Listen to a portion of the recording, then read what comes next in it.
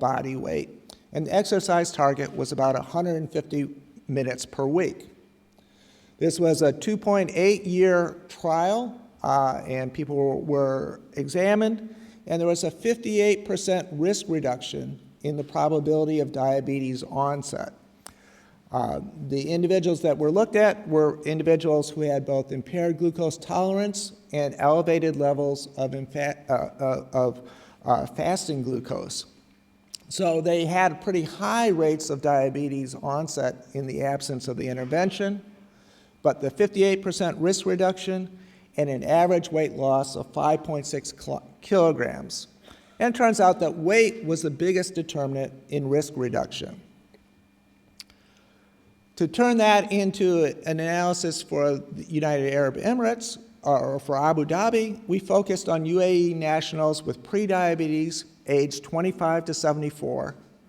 We assumed that the risk reduction in intervention costs were maintained for the rest of their lifetime, and we used costs based on 16 visits in year 1 and 8 visits in subsequent years, where the cost of visit was based on the cost of a physician visit in Abu Dhabi.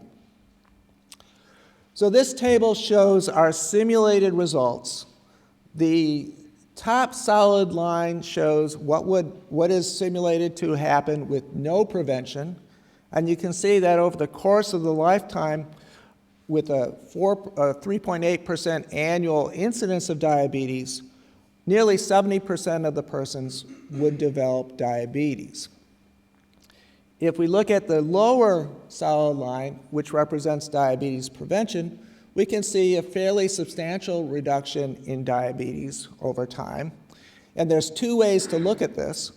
If we look at the course of the lifetime, so we look at the top results, we see about 28% fewer individuals developing diabetes. So you can think of that as diabetes prevention.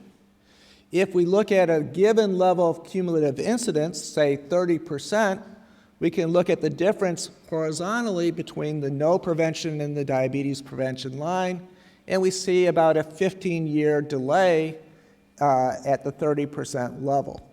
So whether you want to think of this as delaying diabetes or preventing diabetes, you can see a pretty substantial effect for this potential intervention.